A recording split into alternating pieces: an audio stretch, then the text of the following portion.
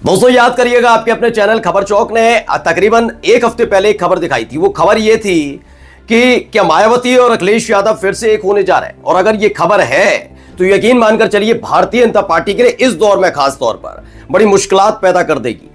वो मैंने पहले भी आंकड़े बताए थे, लेकिन आज मैं आपको दिखाने भी जा रहा हूं कि जो खबर आपके अपने चैनल खबर चौक ने सिर्फ चर्चाओं के आधार पर और अपने विश्वसनीय सूत्रों के आधार पर दिखाई थी, वो आखिरकार सच साबित होने जा रही है। अब तक ये बात चल रही थी कि ममता बनर्जी को हो सकता है इंडिया गठबंधन की कमान सौंप दी जाए, लेकिन अब चर्चाएं हैं कि मायावती को आगे किया जाना है। और इसके लिए किसी और ने नहीं बल्कि उत्तर प्रदेश के कद्दावर नेता ने भी ऐलान कर दिया। यानी आपके अपनी चैनल खबर चौक की खबर पर मुहर लगाने का काम किसी और ने नहीं, योगी आदित्यनाथ के मंत्री ने किया है।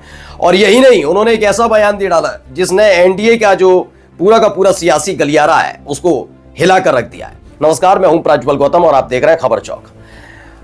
दरअसल पिछली 2-3 बार से यह देखने को मिला है कि मायावती जो खासकर बीएसपी जो समाजवादी पार्टी पर अखिलेश यादव पर हमलावर नजर आती थी, वो ज्यादा कुछ नहीं है, हल्के फुल्के तंज कस रही हैं और बीजेपी को ज्यादा निशाने पर ले रही हैं। और इन सब के बीच सबसे महत्वपूर्ण था मिल्कीपुर सीट पर अपने प्रत्याशी के नाम का ऐलान न करना। अगर ऐसा नहीं है, क्योंकि अभी तक बीएसपी की तरफ से साफ कह दिया गया है कि मिल्कीपुर पर सीट पर जो उपचुनाव होने जा रहा है, उनकी पार्टी किसी भी कीमत पर चुनाव नहीं लड़ेगी उस सीट पर। और अगर ऐसा हुआ तो ये भारतीय जनता पार्टी के लिए मुसीबत वाली चीज है, क्योंकि मैंने समीकरण भी आपको दिखाए थे। लेकिन फिलहाल जो होने जा रहा है वो खबर दिखाता हूं। एबीपी न्यूज की खबर देखिए।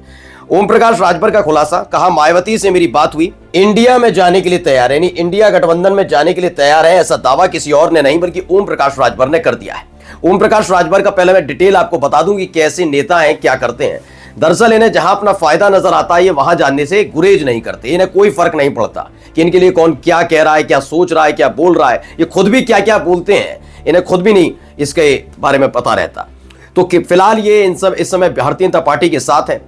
आपको बता दूं कि पहले बीजेपी के साथ हुआ करते थे। 2017 से 2022 वाली जो सरकार थी उसमें बीच में छोड़ दिया था, क्योंकि इन्हें एहसास होने लगा था कि अगली बार सरकार बन नहीं पाएगी।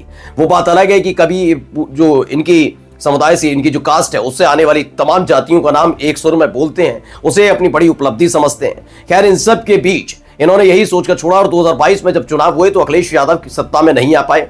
इनका मोह भंग होता है, दोबारा बीजेपी के पास जाते हैं, योगी आदित्यनाथ लेने से मना कर देते हैं, अमित शाह की शरण में जाते हैं और अमित शाह की शरण में जाकर फौरन ही इनको न केवल एनडीए में शामिल किया जाता है बल्कि तकरीबन 6, 7, 8 महीने योगी आदित्यनाथ इन्हें टहलाते रहते हैं और मंत्री बना दिया जाता है। अब एक बार फिर से ओम प्रकाश राजभर के तेवर बदलते से नजर आ रहे हैं और इन सब के बीच मायावती को लेकर जो उन्होंने बयान दिया है उसने ही सियासी गलियारे में हड़कंप मचाया है। खबर देखिए, खबर क्या है पहले मैं खबर बता देता हूं। योगी सरकार में मंत्री ओम प्रकाश राजभर ने एबीपी न्यूज के साथ बातचीत में तमाम मुद्दों पर प्रतिक्रिया दी। उन्होंने कहा कि अगर इंडिया गठबंधन की नेतृत्व की बात मुझसे पूछी जाए तो मैं कहूंगा कि गठबंधन बनते हैं वोट के लिए कि हमारे पास कितना वोट है। हमारा मानना है कि अगर ये लोग गठबंधन के नेतृत्व की बात कर रहे हैं तो उन्हें मायावती जी को साथ लेना चाहिए। यानी अगर मायावती इनके साथ आती हैं तो फायदा इंडिया गठबंधन को हो सकता है। ये कोई और नहीं कह रहा, कौन कह रहा है? ओम प्रकाश राजभर का कहना है। दरअसल मायावती को लेकर इसलिए भी बेहद महत्वपूर्ण है क्योंकि मायावती इस दौर में तकरीबन 2014 के बाद से बहुत अलग थलग चल रही हैं।